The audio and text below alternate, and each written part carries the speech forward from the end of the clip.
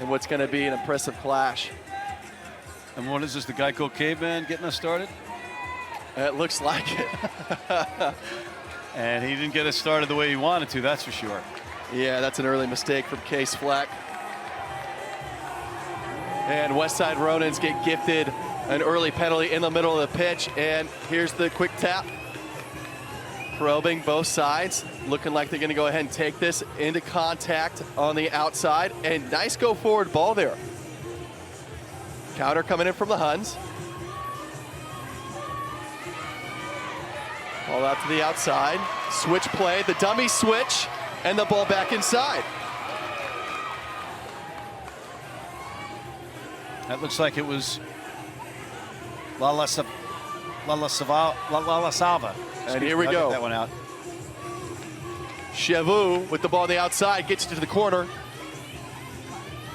And Westside Ronins, the skip pass to the outside. They've got a bunch of runners on the edge. Even numbers, the step back on the inside, hitting the inside defender, the roll and place. Nothing there. It's a 2-on-1 on the outside, but does he make it work? Oh, Just what a grabbed tackle, what a pass, but he's into touch. by his waistband, but what a tackle there. Looked like Brendan Curley. If Brendan wasn't on the outside, barely got him by the waistband. That was a nice move by Sava. Wow, here we go, play on. Westside Ronins had numbers on the edge.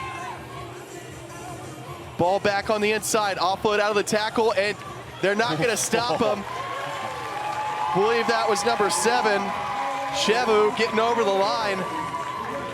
But that's what you got from the Westside Ronin. You got a bunch of shifty guys, and when they play their pattern or move it from side to side, very, very hard to stop them from getting a couple meters in the run, and those couple go-forward meters puts the Huns on their back foot, moving backwards, and that quick ball out of the ruck, you just saw that with the Ronins. That's great pattern, pace of play. It's about maintaining it through the entire 14 minutes. A great defense by the Huns. Natu Ragadra Rega with the try. Apologies if I didn't get that name correctly. Natu Here it is again. Drega. There you go. He is a large man. Great hands, too, to keep that ball, smash forward into the try zone. No doubt about it. He showed she demonstrated a full skill set just on that try. Actually, he's a Fiji's premier competition player, played sevens for the Wardens. So this guy's no stranger to championships level rugby. And here go the Huns. That's Case Fleck on the outside, getting bottled up by some Ronin. Says he has support. Looks like that stolen the tackle. Well done. That was number 5, Chestnutwood. Oh, excuse me, Leua. And that's a quick try by the Westside Ronins from a dominating tackle and poach from the contact area. That's impressive rugby. That was really impressive. The strength, the speed. You know, we're seeing some of the better players now. Well, obviously, because this is the latter stages of the tournament. It's the Cup quarterfinals. And you're just seeing some really good talent on this pitch right now. You get a handful of moments from these gamers. It's BMT, big match temperament, and day 2 championship rugby. You see them come out, and really, these guys have these really sublime moments where there's a positive, great tackle, get them to the deck, they're on their feet, they release, they get back on the field and steal that for their team. I mean, that's a lot of work right there in that little minute of play, and just getting it to the outside.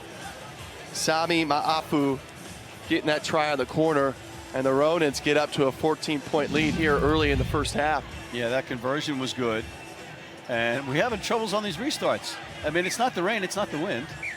I think it's just a little bit of trying to thread the needle too much of the 10-meter mark. Is the weather too nice in your head as a kicker?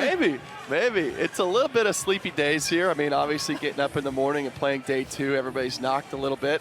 And the technical part of the game and putting on your foot, still difficult. It's 11:30 a.m., man. Yeah, you got a point. Come All on. right, we're midday.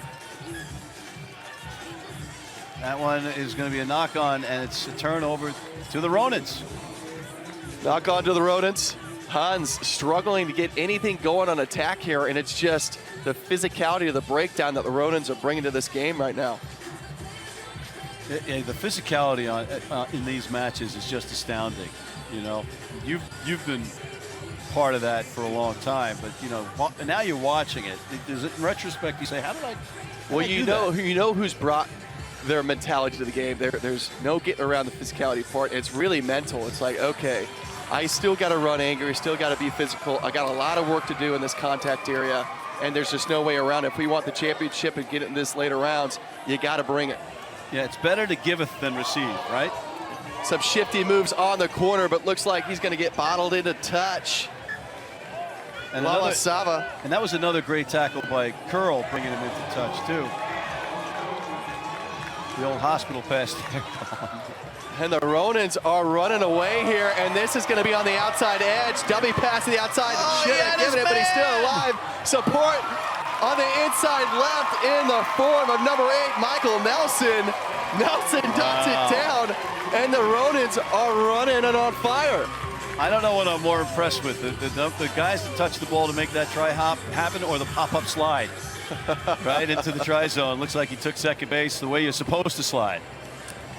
Incredible team play there, and it's just the dedication to the physicality here in the match. The Ronins, it's been all Ronins in this first half, dominating here in the first 6 minutes. You know, the Austin Huns yesterday showed me a lot of effort and physicality, but looking shell-shocked right now, not knowing what they need to do here to get back to this match. But it's pretty simple. Get to the breakdown. You got to run physical and keep pumping those legs. If you're Austin, you got to play like your Huns.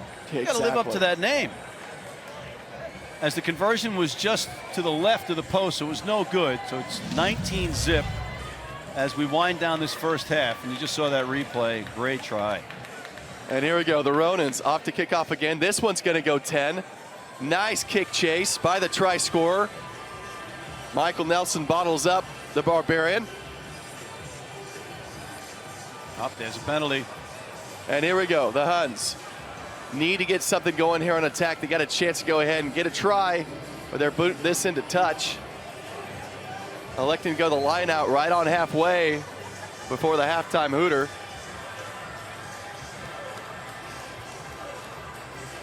Speaking of halftime hooters, we had the Broccoli Man on earlier, and we have to show him throughout the day because he is just stellar. He liked that his dance moves called the Brock Rock. I like Went down there and got to see him a little bit. That is great. Not straight on the line out? Is that the indication there? I think so, right? 5-2, Benny. Not back. Something, and it's a free kick. Not sure what that hand signal was, but that's just a mistake by the Huns. Giving it back to the Ronins. An opportunity to get some points on the board, and here we go. The Ronins, nice bend on the inside. Oh, another fend. They are playing aggressive rugby. 3-on-2, stepping back on the inside. Nice pop-up. Leua. Ball squirt on the deck, but scramble play, and look at that beauty. Popped up right into the hands, and again, another try for number 4. Lala Saber. And the Ronins are dominating this match. Barbarians just can't seem to find it. Lala Sava, the person receiving some great effort from his teammates on the outside. There was a lot of work inside, in the interior, the lunch pail stuff, fends and strong runs and quick hands and soft hands to get that ball on the outside. Sometimes when you're playing that aggressive brand of rugby, you know, the ball can hit the deck and you can swat this thing to your player. It just goes at hand sometimes. And, you know, you always want to err on the side of being more aggressive than less. And the Ronins are coming out just really physical. And with these shifty players, you know, this is a perfect sevens recipe for a quality championship team. Unbelievable performances that we're seeing so far. But now, you know, Austin has got to come up with something here. But in the meantime, we've got some reads we have to do. So give me a second, Colin. First up, this is about the Washington Athletic Club. The 2021 USA National Rugby Sevens Championship would like to thank our presenting sponsor, the Washington Athletic Club, founded in 1930. The Washington Athletic Club, the official athletic club of this year's national championship, is a private social and athletic club located in downtown Seattle, the WAC, the WAC, includes 5 floors of athletic and fitness facilities, including a 25-yard pool, full-size basketball court, running track, handball and racquetball courts, plus Pilates and yoga studios. And then it's also the Rugby Shop, which we read out earlier. They have been really cool about this whole thing. The 2021 USA National Rugby Sevens Championship would like to thank our official partner, our official apparel sponsor, the Rugby Shop. The Rugby Shop is your one-stop shop for everything rugby. Get made-to-order teamwear from leading brands like Canterbury, Adidas, Paladin, and more. Take the hassle out of ordering by setting up online stores or utilizing fundraising options, gear, equipment, team solutions. The Rugby Shop has everything you need, grassroots to elite. Further thanks to the generous support of the Rugby Shop.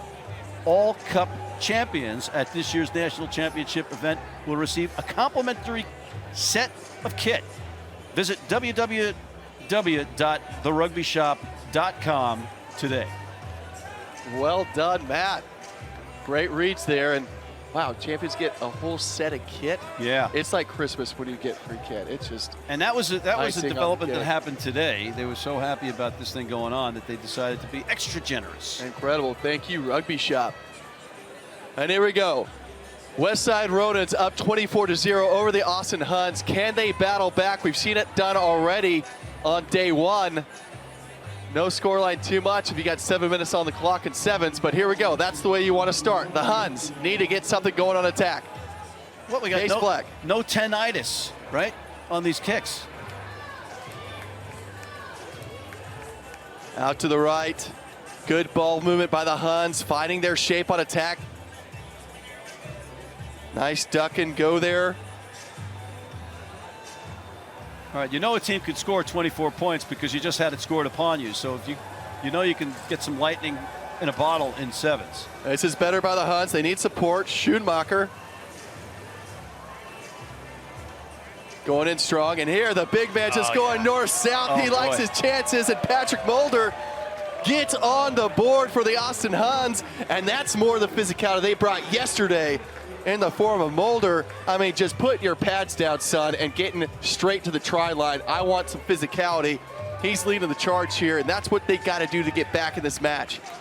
Yeah, Pat Mulder just really, there was no doubt he was going in for that try. That was like a rolling piano going in there. Take another look at it. I mean, it just gets the ball out, one pass from the ruck, and it's like, I am only 10 meters away from that try line. My team needs this. Try and stop me. It's that kind of attitude that the Huns brought yesterday. They need to bring it here today to advance. Is that the poor man's George Barton? Right? And here we go. Does this one straight out? They really got to sort out these kicks. If you can't make it 10, pump this thing long. Make the other teams go the entire length of the field. These are lessons everybody should be learning here on the sevens pitch. Ladies and gents at home, you can't overstate the importance of kickoff possession. I just noticed number 13 for the Huns, Corey Jones, with a great pass, like a quarterback throwing it to just get the ball. Maybe have some football conference on the Huns here. I think they ought to integrate that in. Nice reverse of the ball here, deciding to go ahead and go back and miss tackle out to the wing, and that ball's going to sail. Looks like it was into touch, but it's not. Play on, says the referee on the sideline. Ronins. It's like Derek Jeter diving into the stands to keep the ball alive, right? Huns on the attack. Skip pass onto the outside in the hands of number 2. And that looks like it's another try for the Ronins answering that question. That looks like number 8, Michael Nelson, getting the try for the Ronins. And these guys just can't stop scoring right now. There's the offensive firepower happening and just the defense to match. Really impressed with the Ronins. Yeah, this is a very legitimate Austin Huns side. They played some really tough matches yesterday and just Ronins dominating so far. And Nelson was a 2018 Sevens Club Nationals MVP. Conversion is no good, Mr. Hawley. 5 times National Sevens Club Championship. Yeah.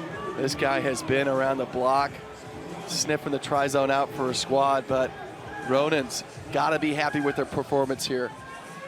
The Huns got to find the answer.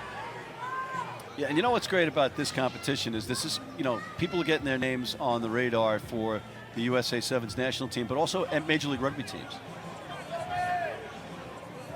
Definitely taking the opportunity to showcase a player's ability to go ahead and get that contract for one of these sides, just like the Seattle Seawolves here at home.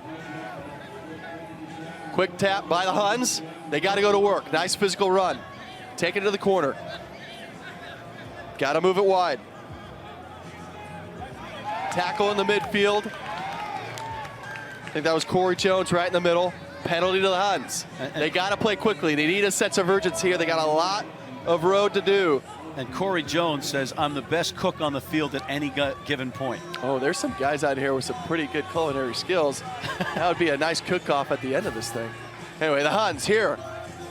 Out to the left, steep attacking line. It looks really solid from the Huns. The dummy on the inside, half gap. Wow. Stretched his legs. Can he get the roll over the line? Not there yet. The Huns looking dangerous to pick up on the side, and that's going to get dotted down by number 5, Richard Chestnutwood.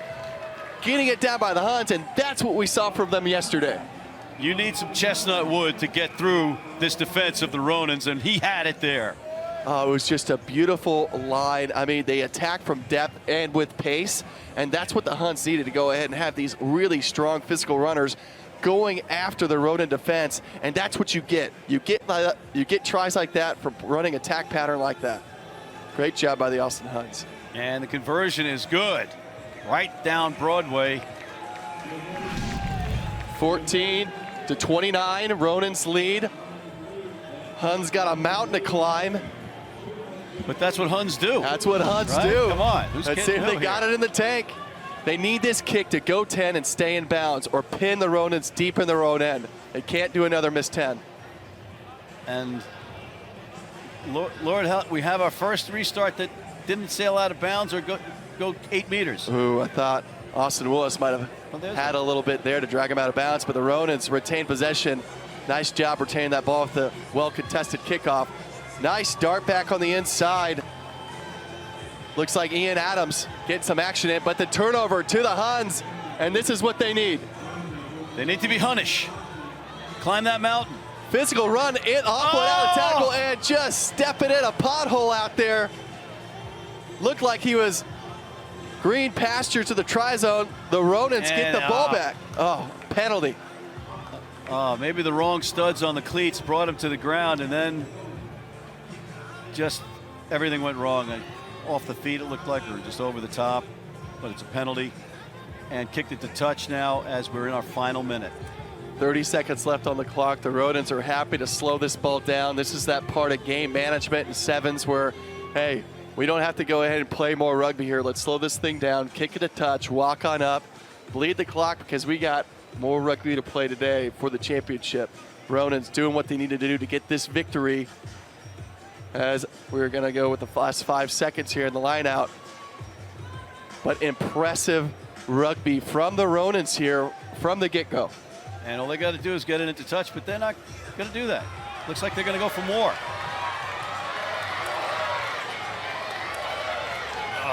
Ball gets into touch.